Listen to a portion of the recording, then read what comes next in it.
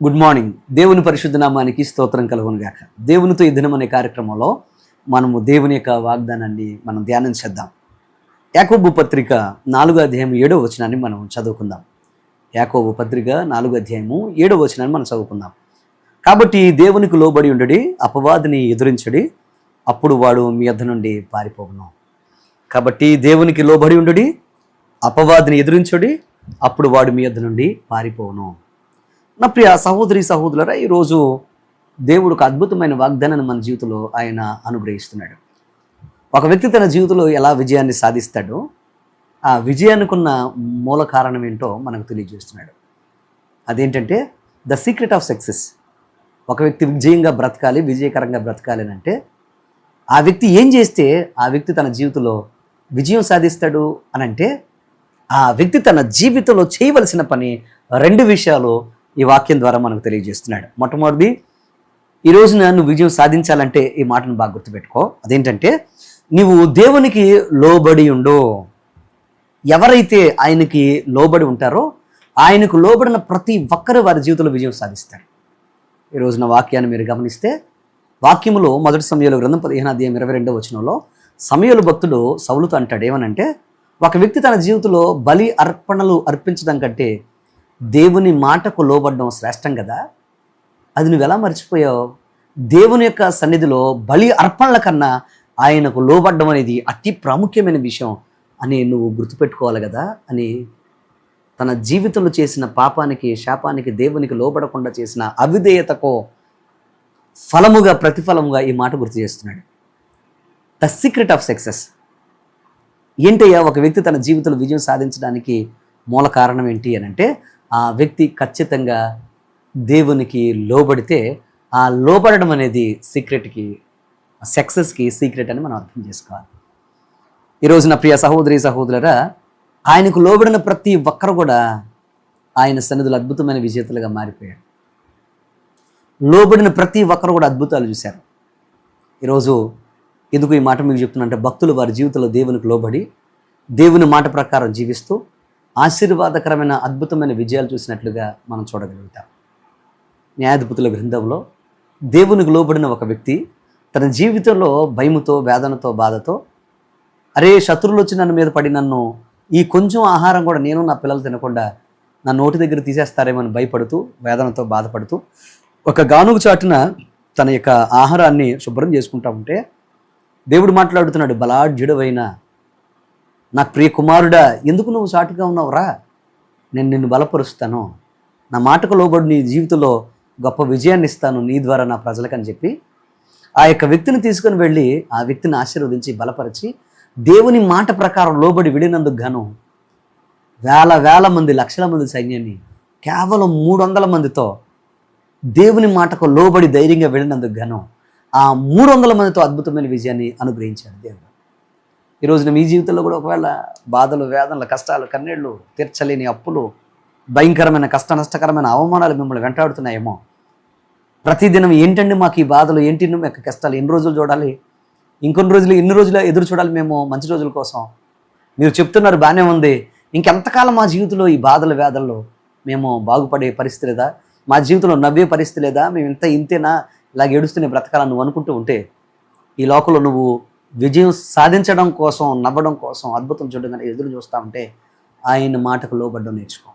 ఎప్పుడైతే ఆయనకు లోబడతావో ఆ లోబడే తత్వము, విధేయత దేవుడు నీ జీవితంలో అద్భుతకరమైన ఆయుధంగా ఆయన మార్చి నీకు విజయాన్ని ఇచ్చేస్తాడు. అలాగే ఈరోజున దేవుని యొక్క వాక్యం చెప్తున్న మాట ఏంటంటే, నువ్వు విజయం సాధించాలంటే తప్పకుండా అపవాదికి విరోధముగా నువ్వు నిలబడాలి. ఎప్పుడైతే అపవాదికి నువ్వు విరోధంగా నిలబడతావో అంటే దాన్ని ఎదిరిస్తావో, అప్పుడు తప్పకుండా అపవాది నీ జీవితం నుంచి వాడు ఓడిపోయి పారిపోతాడు. విజయం సాధించడం కోసం 1 ఆయనకు లోబడ్డం, 2 అపవాదికి విరోధంగా నిలబడ్డం. ఈ రోజున చాలామంది లోకముతో మిళితమైపోతున్నారు. మనుష్య మాటలకు లోబడిపోయి, లొంగిపోయి దానితో కలిసిపోతున్నారు. కానీ దేవుడు అద్భుతం చేస్తాడు, నా జీవితంలో విజయాన్ని ఇవ్వగలిగిన దేవుడు అని నమ్మకంగా ఉండలేకపోతున్నారు. సైన్యమంతా ఒక ప్రక్క, ఎదురుగుండా శత్రువు మాట్లాడుతున్న మాటలకు భయపడిపోతూ వాడి మాటలకు వంగిపోయి బీభత్సంగా భయపడిపోతూ అలా నిలబడిపోయి ఉంటే, దేవునికి లోబడిన వాడు ఆ భయంకరమైన శత్రువును ఎదిరించడం కోసం, వాడిని చంపడం కోసం దేవుని మాట ప్రకారం అడుగులు వేస్తూ యుద్ధం యెహోవాది అన్నాడు దావీదు, బాలుడుగా ఉండి. ఎందుకు ఈరోజు నేను మాట మీకు చెప్పాను అంటే, దేవుని మాటకు లోబడ్డాడు, అలాగే శత్రువుకి ఎదురుగా నిలబడ్డాడు. అందువల్ల శత్రువును చిన్న రాతితో చంపేసి వాడి తల నరికేసి గొప్ప విజేతగా నిలబడిపోయాడు. ఈరోజు మీ జీవితంలో కూడా శత్రువుకి ఎదురుగా నిలబడండి. ఈ లోకానికి మీరు దాసులు కాకుండా లోకానికి మీరు ఎదురు నిలబడండి. దేవునికి మీరు దగ్గరికండి, ఆయన హత్తుకోండి, వాక్య ప్రకారం ఫలించండి, వాక్యానుసారం జీవించండి, దేవుని కోసం మీరు ముందుకు సాగిపోండి. అప్పుడు తప్పకుండా దేవుడు మిమ్మల్ని ఆశీర్వాదకరమైన పాత్రలుగా మార్చేస్తాడు. ఈరోజు ఏ బాధ, వేదన, కష్టము చేత, కన్నీటి చేత మీరు ఒకవేళ నలిగిపోతున్న నా ప్రియ తమ్ముడు, చెల్లి, ప్రియ సహోదరి సహోదరుడా, చాచిన చేతులతో నా దేవుడు పిలుస్తున్నాడు. కంగారు పడకండి. ఆయనకు లోబడిన వారిని ఎన్నడూ ఆయన విడిచిపెట్టేవాడు కదా. ద సీక్రెట్ ఆఫ్ సక్సెస్ ఏంటి అంటే, ఖచ్చితంగా నువ్వు దేవునికి లోబడ్డావు. ఇఫ్ యు ఒబే గాడ్, నువ్వు దేవునికి లోబడి ఆయన మాట ప్రకారం జీవిస్తే, శత్రువుకు నువ్వు ఎదురొడ్డి నువ్వు నిలబడగలిగితే తప్పకుండా నిన్ను ఆయన విజేతగా మార్చేస్తాడు. పాడండి. ఆయన పిల్లలు ఎలాగైతే భయంకరమైన గోడల ముందు నిలబడి విద్యా గీతాలు ఎలాగైతే పాడారో, అలాగే ఈరోజు కూడా మీ జీవితాల్లో భయంకరమైన శత్రువులు, భయంకరమైన బాధలు, అనారోగ్యాలు, భయంకరమైన అప్పులు, వీటి ముందు పాడు, ఆయన స్తుతించు. నా దేవుడు తప్పకుండా వీటన్నిటి మీద నాకు విజయాన్ని ఇస్తాడు నువ్వు అనగలిగితే నువ్వు అద్భుతం చూస్తావు. అటువంటి కృప దేవుడు నీకు అనుగ్రహించిన దాకా లెట్స్ ప్రే. ప్రార్థన చేసుకుందాం. మా పరమ తండ్రి, నీకు వందనాలు, స్తోత్రాలు. ఈరోజు నీ వాక్యం ద్వారా మాతో మీరు మాట్లాడుకుంటున్నారు అయ్యా. ప్రతి బిడ్డ విజయంగా బ్రతకాలి, విజయకరంగా బ్రతకాలి, విజయం సాధించాలని ఆశపడుతున్నావు. ఈరోజు మాకు ప్రభా ఏం చేస్తే విజయం పొందుకుంటామో మీరు మాకు నేర్పించారు.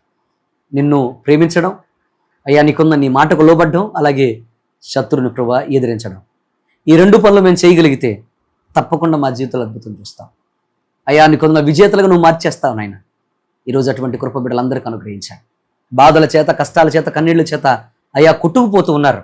కానీ ఈరోజు ప్రత్యేకంగా శత్రు భయంతో పారిపోతున్నారు. అపవాదిని ఎదిరించే శక్తిని దయచేయండి అయ్యా. నీకు లోబడే మనసునివ్వండి నైనా. మునిపెన్నడు చూడని ఆశీర్వాదాలు చూసే కృప దయచేయండి. బిడ్డలు చేస్తున్న వ్యవసాయ, వ్యాపారాలు, ఉద్యోగాలు, చేతి పనులు, చదువుల్లో తోడుకుండండి.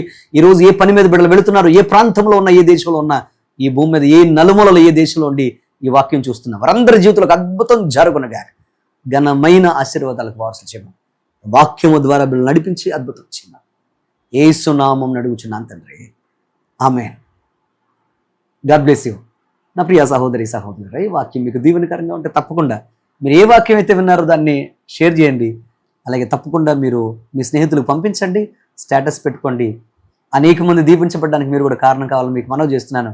దేవుడి మీద నిండుగా ఆశీర్వదించి నడిపించును గాక. ఆమేన్.